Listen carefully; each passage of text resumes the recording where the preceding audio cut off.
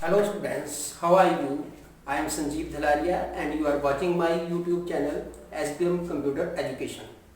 Last time in chapter 2 in Excel, we did marks report, students marks report, in which we used if, maximum, minimum, sum, average, these functions, right? Today I am going to tell you about shopkeepers sale detail. ठीक है, तो चलो चलते हैं.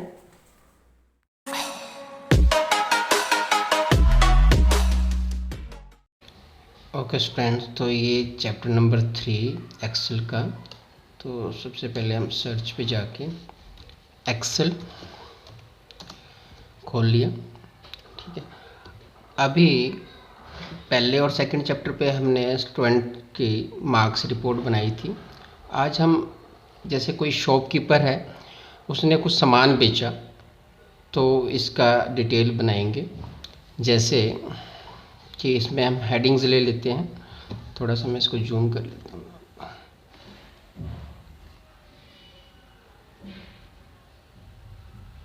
जैसे इसमें क्या क्या हमने ले लिया. एक आइटम का नाम आइटम हो गया.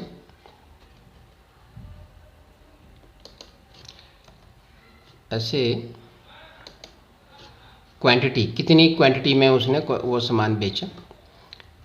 ऐसे कॉस्ट प्राइस, जैसे मैंने ये सी प्राइस लिख दिया, कितने का उसने खुद खरीदा था. और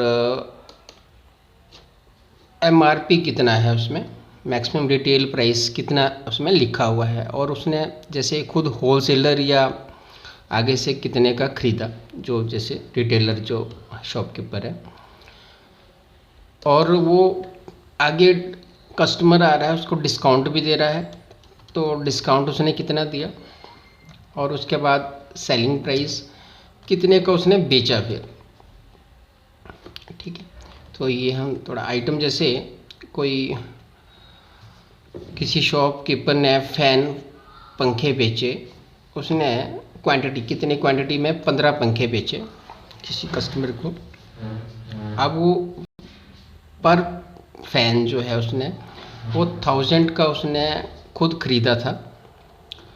और जो फैन पे एमआरपी लिखा है वो एमआरपी है 1500. ठीक है, और डिस्काउंट, आगे कस्टमर आता है तो कस्टमर को कहता है कि मैं इसमें आपको 15% डिस्काउंट दे रहा हूँ या 20% डिस्काउंट दे रहा हूँ. मान लो 20% डिस्काउंट दे रहा है, तो उसने 20% डिस्काउंट, ऐसे 20% ऐसे लिख दिया. डिस्काउंट 20% उसने डिस्काउंट दे दिया. अब सेलिंग प्राइस क्या हुआ, तो सेलिंग प्राइस मतलब डिस्काउंट किस में दिया उसने, एमआरपी पे, क्योंकि उसके लिए तो एमआरपी है, जो भी मतलब चीज़ के ऊपर एमआरपी लिखा हुआ है. तो कस्टमर को उसने 1500 रुपये में 20% डिस्काउंट दिया. तो उसने कितने का बेचा, तो कितने का बेचा वो क्या है, एमआरपी माइनस जितना डिस्काउंट दिया.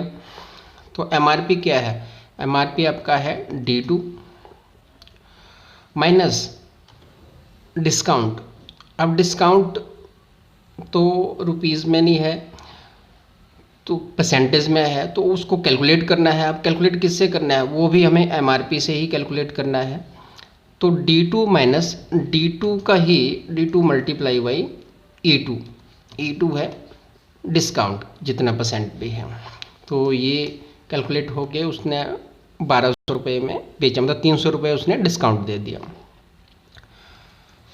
अभी इस तरह से उसने, ये तो हो गया एक का हिसाब. उसने 15 पंखे बेचे, तो हम बोलते सारे के सारे पंखे खरीदे कितने के थे, टोटल कॉस्ट प्राइस. तो टोटल कॉस्ट प्राइस उसका कितने के उसने खरीदे थे सारे. अब जो आपका इसका एमआरपी कॉस्ट प्राइस है, ये है C2 में, और क्वांटिटी है B2 में. ठीक है, ये B2 क्वांटिटी मतलब जितने भी है 15 पंखे उसने बेचे और एक पंखा उसने खरीदा था 1000 रुपये का, मतलब C2 में वो है। तो टोटल जो कॉस्ट प्राइस है सभी पंखों का, मतलब 15 पंखों का, तो वो equal to B2 multiply by C2। तो ये टोटल कॉस्ट प्राइस आ गया। ऐसे total selling price, TS price, और सारा जो कितने के उसने बेचे, तो total selling price, TS price हमने दे दिया। टोटल सेलिंग प्राइस क्या है, क्वांटिटी तो वही है B2 में, तो B2 मल्टीप्लाई बाई, अब एक पंखा उसने कितने का बेचा, F2 में है सेलिंग प्राइस, तो B2 मल्टीप्लाई बाई F2। तो उसने 18,000 के टोटल मतलब सभी जो 15 पंखे वो बेचे, 15,000 के खरीदे थे, 18,000 में बेच दिए सारे। तो इस तरह से उसको प्रॉफिट होता है या लॉस।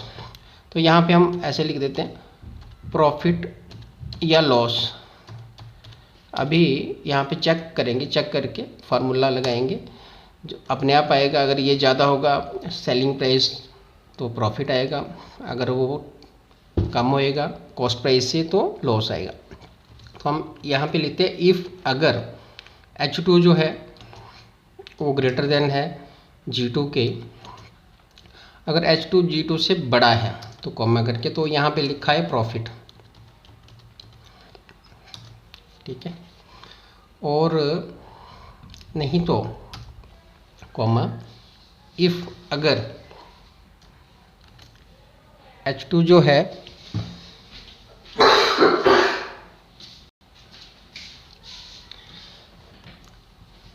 अगर H2 लेस देन है G2 के तो है लॉस।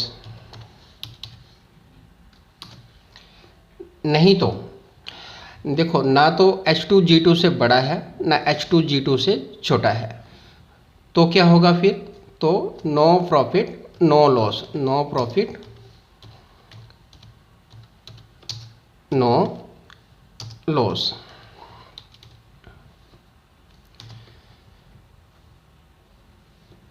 तो ये फार्मूला, अब जितने इफ हैं दो, अब अगर इफ़ H2 बड़ा है G2 से तो प्रॉफिट, नहीं तो इफ़ अगर H2 छोटा है G2 से तो लॉस, नहीं तो फिर ना तो बड़ा है ना छोटा। इसका मतलब क्या हुआ कि बराबर होंगे, तो बराबर होंगे तो मतलब नो प्रॉफिट नो लॉस ऐसा लिखा है। तो यहाँ पे अभी प्रॉफिट आ गया क्योंकि वो H2 बड़ा है G2 से, मतलब जितने के बेचे वो ज़्यादा है। अब कितने पैसे का प्रॉफिट लॉस अमाउंट, यहाँ पे मैं हेडिंग देता हूँ PLA, प्रॉफिट लॉस अमाउंट, कितने पैसे का प्रॉफिट या लॉस उसको हो रहा है, तो वो simple equal to H2 minus G2, H2 minus G2। तो ये अगर पॉजिटिव में आता है तो मतलब प्रॉफिट हो रहा है, अगर नेगेटिव में आता है तो लॉस होएगा, ठीक है। तो इस तरह से ये आप का उसने उसको मतलब 3,000 का फ़ायदा हुआ है इसमें, ठीक है। तो इस तरह से आप यहाँ पे दूसरी आइटम डाल सकते हो, और उसका वहाँ जैसे मैंने उसमें बताया था कि ये 2 है, A2 या B2 या C2, तो आगे 3 हो जाएगा। तो जितने भी फार्मूले हैं वहाँ पे 3 नीचे यूज़ हो जाएगा।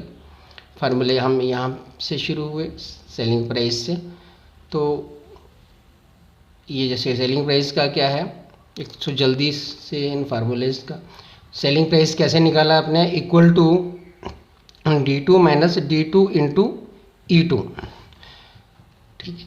ऐसे total cost price, total cost price तो इक्वल टू आपका total cost price equal to, ये आपका फार्मूला है, equal to B2 into C2। ऐसे ही total selling price B2 equal to B2 into F2।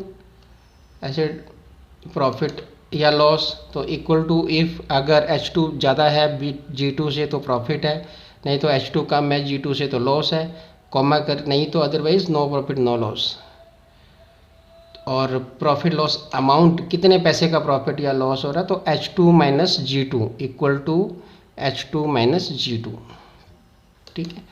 तो ये था आपका चैप्टर 3 एक्सेल पे। तो इस पर आप 4-5 नीचे को और एक और डाल सकते हो और उसमें प्रैक्टिस कर सकते हो। तो जैसे मैंने कहा कि आगे 3, 4, 5 इस तरह से जो नीचे फार्मूले लगते जाएंगे अगली अगली रोज़ में, उन पे ये नंबरिंग बढ़ती जाएगी। ठीक है।